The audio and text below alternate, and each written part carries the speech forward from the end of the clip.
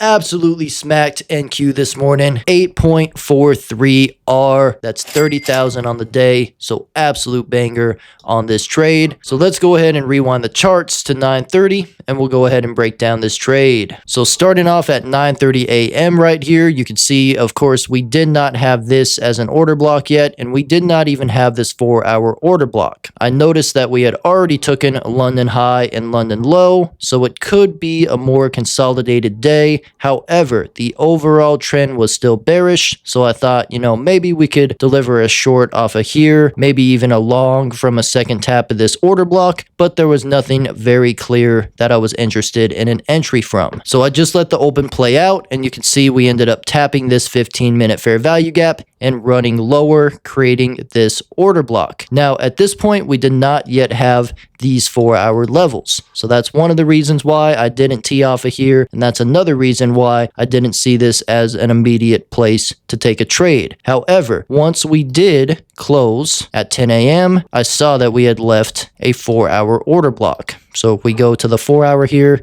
you can see after this candle closes below this bullish candle, we create a 4-hour order block as well as a 4-hour order block mean threshold. And if you drop back down to the 15, you see this lines up perfectly with that 15-minute order block as well on the bearish side, and we're even still respecting that 15-minute bearish fair value gap. So at this point, I thought, okay, this could potentially be an order. However, I did not know if it would even revisit this area in this day since we were already pricing way lower. So when the market was down here, I actually had planned on taking a bullish order from down at this 15-minute fair value gap here, because we had a 15-minute bullish fair value gap right here. And then lining up with that, we also had a daily wick consequent encroachment. That's this level right here, as well as a weekly order block. And if you go to the daily, you can see that level right here. And if you go to the weekly chart, you can see that order block right there. So at this current moment in price, I actually had my order right down here, and I was waiting for this to get touched. Now, if we fast forward a few candles,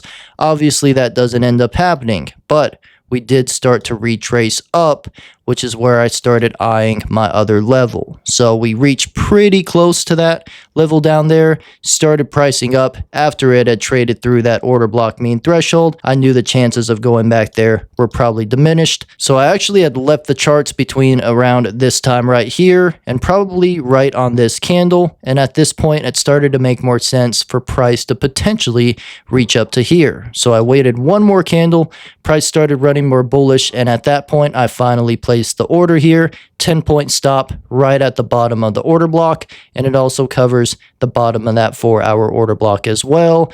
And you could see the next candle comes up, we wick into there, and then you could see the trade delivers nicely. And if you drop down to the 1 minute, you could see here as well, took off the majority at a 6.6 R, took off the rest at around an 8 R, and then we had the runner get stopped out at break even. So 30K on the day, not too shabby. And once again, a beautiful top tick from a 15-minute layered with a 4-hour level. If you want to learn this exact strategy, make sure to click that video in the top right-hand corner. And if you want to hop in the live streams, trade with us, find these levels so you can top tick and bottom tick as well. Link is in the description. You can hop in there and trade with us during the New York session. Other than that, be blessed, guys. Take care, and I will see you in the next video.